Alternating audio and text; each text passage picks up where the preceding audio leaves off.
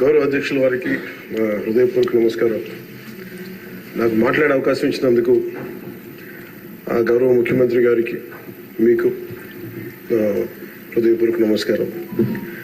మన గవర్నర్ గారి ప్రసంగానికి మనస్ఫూర్తిగా మా పార్టీ తరఫు నుంచి, నా తరఫు నుంచి మనస్ఫూర్తిగా దానికి మద్దతు తెలుపుతూ ధన్యవాదాలు తెలియజేసుకున్నాను అధ్యక్ష. ఇక్కడున్న ఎక్కువ మంది చాలా సీనియర్ నాయకులు, మోస్ట్ ఆఫ్ దెమ్. నాకు ఇలాంటి సెషన్స్ ఎలా ఉంటాయో నాకు తెలియదు. ఫస్ట్ టైం నేను అంటే గొడవ ఎలా ఉంటుంది అసెంబ్లీలో నాకు తెలియదు. నాకు చాలా ఆశ్చర్యం కలిగింది ఏంటంటే,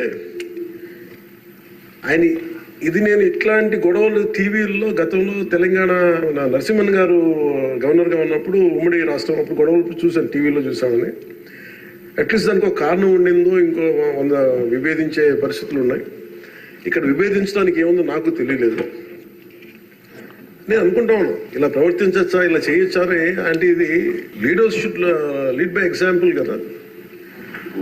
రాష్ట్రానికి ప్రథమ పౌరులైన గవర్నర్ గారు ఇలా ఈ స్థాయిలో ఉండి ఆయన మర్యాదపూర్వకంగా వచ్చి మన బడ్జెట్, మన రాష్ట్ర విధానాలని ఆయన ప్రవేశపెట్టి మాట్లాడుతూ ఉంటే గౌరవించే విధానం ఇదేనా అని అనిపించింది.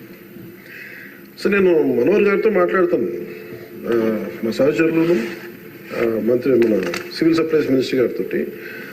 నా రూల్ బుక్ మేమిద్దరు మాట్లాడుకుంటే rules of procedure and conduct of business in Andhra Pradesh legislative assembly ఏంటి సార్ ఇలాగే మాట్లాడేస్తారంటే దాంట్లో చూపించాను. చాప్టర్ 5లో when the House assembles under Article 175, 176 of the Constitution, every member shall maintain the dignity and solemnity of the occasion before, during or after the governor's address and shall not obstruct or interrupt the address in any manner.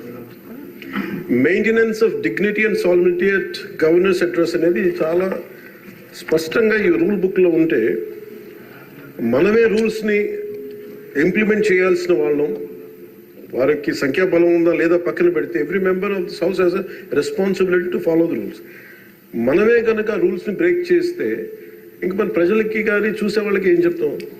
నాకు చాలా కాలం క్రితం నేను అప్పుడప్పుడు మనోహర్ గారిని అడుగుతూ ఉంటాను, sir అసెంబ్లీలో ఇక్కడ ఏమి గొడవలు జరిగినా ఎందుకు కేసులు పడవని, ఇక్కడ ఏమి మీకు కొట్టుకో, ఇది నేను నాకు చాలా కామన్ మ్యాన్ ఒక ఇష్యూ, ఒక ఇంక్విజిటివ్నెస్.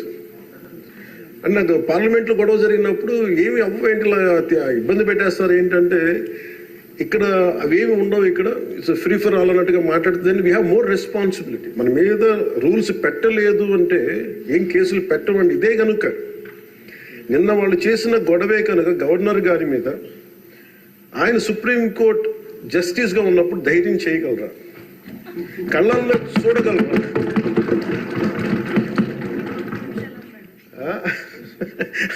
నాకు అదే అనిపించింది. అంటే గౌరవించాల్సింది పోయి ఈ విధానం ఏంటనిపించింది. నిన్న టీవీ వాళ్ళని అడిగారు, మీరు వీళ్ళ వైసీపీ నాయకులు ఇలా మాట్లాడారు కదా, మీ ఇదేంటి అని. YCP synonym for ruckus. అంటే గొడవకు కానీ బూతులకు కానీ వాళ్ళు పర్యాయ పదం అయిపోయారు. అంటే నిన్న చూసిన గొడవ జరిగిన తర్వాత నాకు నిజంగా అనిపించింది, గౌరవ ముఖ్యమంత్రి గారు అన్ని సంవత్సరాలు వాళ్ళు ఎలాగా వాళ్ళని తట్టుకొని నిలబడ్డారో ఆయనకి హ్యాట్స్ ఆఫ్ తెలియజేస్తాను. అది ఎంత గట్స్ ఉండాలి, ఎంత దమ్ము ఉండాలి, ఎంత ధైర్యం ఉండాలి. అలాగే నాకు నిన్న గొడవలు జరుగుతుంటే నాకు అనిపించింది, నాకు ఇవే గుర్తొచ్చినాయి అధ్యక్ష. వాళ్ళు ఎప్పుడైతే పేపర్లు విసిరేసి అక్కడ దాకా వచ్చారో నాకు గుర్తొచ్చింది వివేకానంద రెడ్డి గారి హత్య గుర్తొచ్చింది. అంటే వాళ్ళ విధ్వంస విధానం చూశాను. అలాగే ప్రజావేదికని కూల్చిన విధానాన్ని గుర్తొచ్చింది అధ్యక్ష. 200 పైచిలకు ఆలయాలని విధ్వంసం గుర్తొచ్చింది అధ్యక్ష. డాక్టర్ సుధాకర్ గారు చనిపోయిన విధానం గుర్తొచ్చింది అధ్యక్ష. జంగారెడ్డి కల్తీ సారాలో చనిపోయిన చావులు గుర్తొచ్చినాయి అధ్యక్ష. సుప్రీంకోర్టు జడ్జిలతో లెటర్ రాసిన విధానం గుర్తొచ్చింది అధ్యక్ష. వాళ్ళు చేసిన గొడవకి మన హైకోర్టు, ఆంధ్రప్రదేశ్ హైకోర్టు జడ్జెస్ ని సోషల్ మీడియాలో బూతులు తిట్టిన విధానం గుర్తొచ్చింది అధ్యక్ష. సోషల్ మీడియా అబ్యూస్ గుర్తొచ్చింది అధ్యక్ష. పత్రికాధిపతులపై దాడులు గుర్తొచ్చినాయి అధ్యక్ష. రివర్స్ టెండరింగ్ గుర్తొచ్చింది అధ్యక్ష. పాలసీ టెర్రరిజం గుర్తొచ్చింది అధ్యక్ష. స్వయాన మీ మీద జరిగిన టార్చర్, దాడులు, ఇబ్బంది పెట్టిన విధానం గుర్తొచ్చింది అధ్యక్ష. మన అడుగుల విధ్వంసం గుర్తొచ్చింది అధ్యక్ష. చంద్రబాబు గారిని 53 రోజులు జైల్లో పెట్టి ఇబ్బంది పెట్టిన విధానం గుర్తొచ్చింది అధ్యక్ష.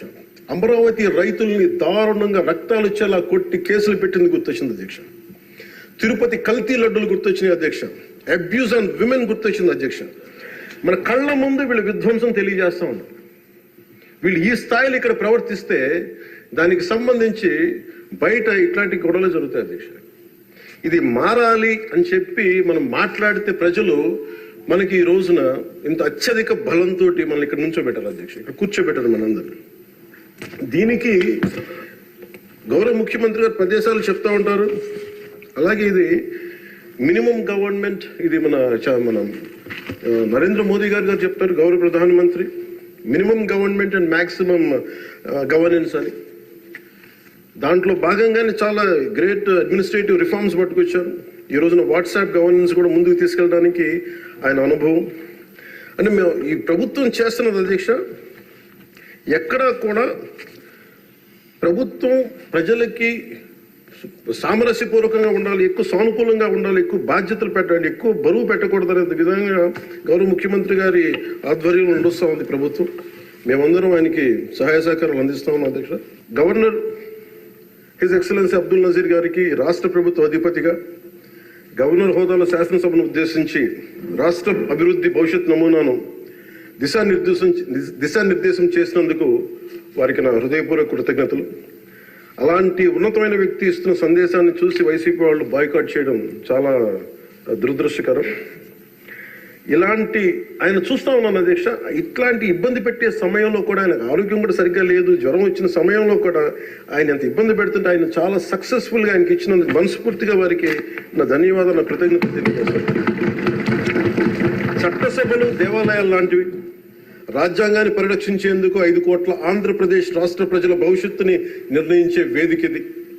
అలాంటి సభను హుందాగా నడిపించాలని కూటమి ప్రభుత్వం అధికారులకు వచ్చిన రోజు నుంచి తరచుగా చెప్తూ గౌరవ ముఖ్యమంత్రి గారు పదే మా అందరికీ దిశానిర్దేశం చేస్తూ ఉంటారు.